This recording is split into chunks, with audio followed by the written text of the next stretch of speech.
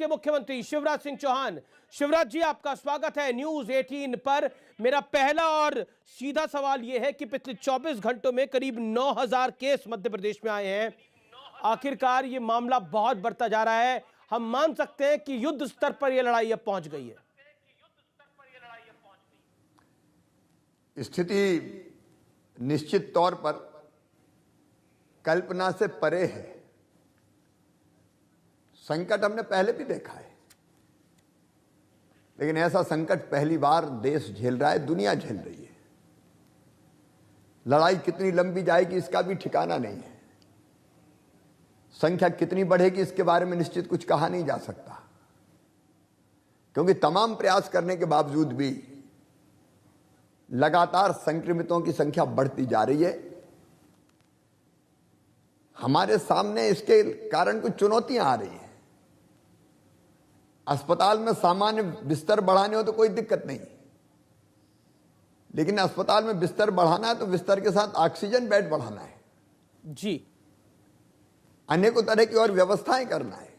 एक तरफ प्रयास है, एक तरफ हम देख रहे हैं कि ये मानव जाति के ऊपर बहुत बड़ा कठिन दौर है। दूसरी तरफ राहुल गांधी ने दार्जिलिंग में आज बोला है कि एक तरफ लाशों के ढेर लग गए हैं, लेकिन प्रधानमंत्री के मुंह से एक शब्द नहीं निकल पा रहा। क्या कहना चाहते हैं आप इसके ऊपर? मैं सभी राजनीतिक दलों से विनम्रता पूर्वक निवेदन करूंगा, विशेषकर नेताओं से कहूंगा कि राजनीति के अनेकों मुद्दे हैं, उस पर आप लड़ाई लड़ लें। वैचारिक मतभेद हो सकते हैं, लेकिन तब जब पूरा देश संकट में है, मानवता संकट में है, तब कम से कम कुछ मुद्दे तो ऐसे होने चाहिए जिस पर हम राजनीति से ऊपर उठकर सोचें। जी, मानवता के बारे में सोचें, लोगों के बारे में सोचें। घटिया आरोप लगाने का समय नहीं है, यह समय मिलकर लड़ने का है। शिवराज जी, महत्वपूर्ण बात यह है कि ये कोरोना का जो पूरा काल है, इसको लगभग 1 वर्ष बीत चुका है। सरकार की स्थिति वहीं की वहीं है। आज भी लॉकडाउन लगाने की बात हो रही है। आखिरकार चूक कहां पर हो रही है, इसके बारे में आप क्या कहना चाहेंगे? क्योंकि आप बेबाकी के लिए जाने जाते हैं, इसलिए मैं आपसे ये सवाल पूछ रहा हूं। देखिए, सीधी बात है कि प्रधानमंत्री जी के नेतृत्व में हमने पहले दौर का सफलतापूर्वक मुकाबला किया। संकट से हम निकल गए थे लगभग। वैक्सीनेशन में भी चमत्कार हुआ, लेकिन लोग लापरवाह उसके बाद हो गए। सरकारें भी, मैं एक हद तक मैं कहना चाहूंगा, मैं भी कह रहा हूं कि हमको भी लगा कि यार ठीक है, बड़ा संकट था, कठिन समय गुजर गया। उत्सव शुरू हो गए, मेले शुरू हो गए, धार्मिक आयोजन शुरू हो गए, शादी विवाह शुरू हो गई, जुलूस जलसे, और उसके कारण एक बार फिर से ये लहर लौट आई और भयानक रूप में लौटी। अब जहां तक मध्य प्रदेश का सवाल है जी, हमारी इससे निपटने की रणनीति त्रिस्तरीय है। नंबर 1, संक्रमण बढ़ने से रुके। जी, अब तक हम सफल नहीं हो पाए, कोशिश हम कर रहे हैं, लेकिन संक्रमण बढ़ने से रुके, इसके लिए जनता को अवेयर करने के अलावा कोई रास्ता नहीं है जी। अब हमारे यहां ये लॉकडाउन अभी नहीं है, लॉकडाउन लगेगा भी नहीं, लेकिन जनता ने तय किया, इस बार सरकार ने तय नहीं किया। क्राइसिस मैनेजमेंट ग्रुप हर जिले में बने। क्राइसिस मैनेजमेंट ग्रुप में जिनमें सांसद, विधायक, समाज सेवी, जनप्रतिनिधि सब हैं, उनने तय किया जनता के साथ मिलकर कि नहीं, हम कोरोना कर्फ्यू लगाएंगे जी, और कुछ चीजें हम बंद करेंगे। तो एक जनता के साथ मिलके संक्रमण की चेन तोड़ने की कोशिश, उसके लिए वॉलंटियर संस्थाएं बाकी सबका साथ ले रहे हैं। एक आरोप जो विपक्ष लगा रहा है, वो कह रहा है कि मौतें ज्यादा हो रही हैं, गिनी कम जा रही हैं, शमशान घाटों पर संख्या लोगों की बढ़ी हुई है, लोगों को ऑक्सीजन नहीं मिल पा रही। इसको आप कैसे देखते हैं? और मैं ये नहीं कहना चाहता, क्योंकि हम तो पूरे देश को देख रहे हैं।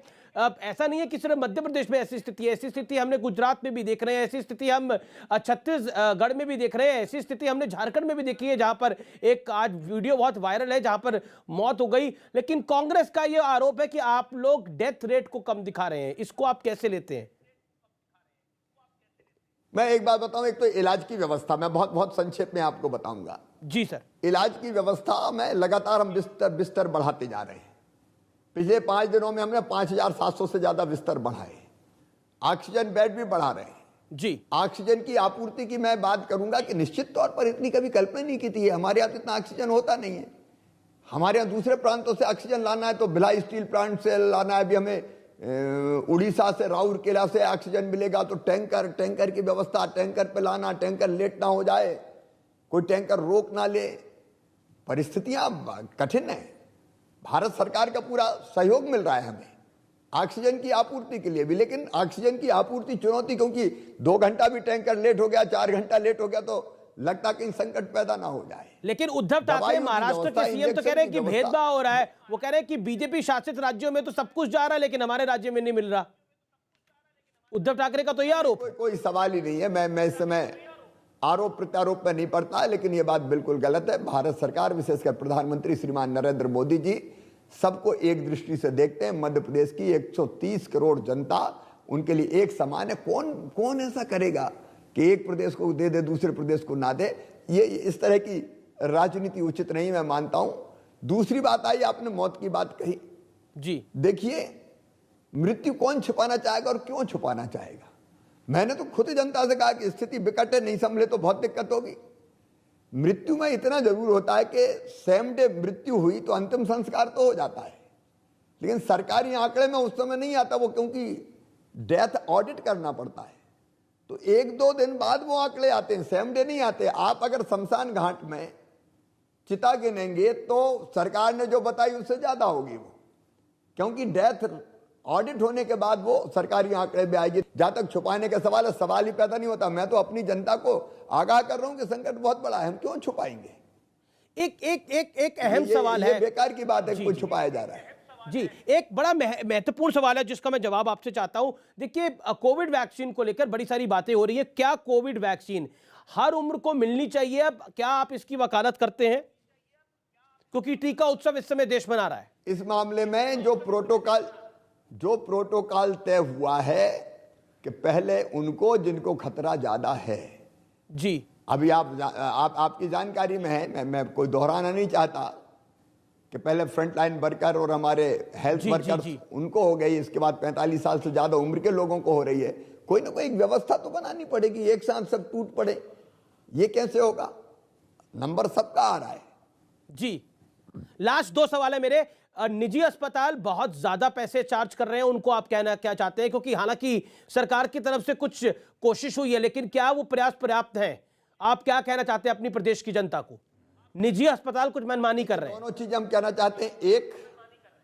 एक हमको इस समय प्राइवेट सेक्टर के सहयोग की भी जरूरत है जी। हमने तो कई प्राइवेट अस्पताल ले लिए सरकार ने, जहां निःशुल्क हम गरीबों का इलाज करवा रहे हैं, और कई ऐसे हैं जहां प्राइवेट अस्पताल फीस लेके इलाज कर रहे हैं। हमने कई चीजों के रेट तय कर दिए और प्राइवेट अस्पतालों से कहा इससे ज्यादा रेट नहीं लोगे। हमने ये भी कहा कि अधिकतम रेट जो होंगे वो डिस्प्ले करो, ज्यादा होगा तो हम हस्तक्षेप करेंगे। बहुत बहुत शुक्रिया शिवराज सिंह चौहान जी, न्यूज़ 18 नेटवर्क पर आने के लिए, अपनी बात को रखने के लिए। और उम्मीद करते हैं कि जो आप प्रयास कर रहे हैं, धन्यवाद न्यूज़ 18 को, धन्यवाद। आप जो प्रयास कर रहे हैं वो प्रदेश की जनता के लिए कारगर साबित हो कि इस समय मानव जाति को बड़ी आवश्यकता है इसकी। बहुत बहुत शुक्रिया शिवराज सिंह चौहान आपका। धन्यवाद आपका, धन्यवाद।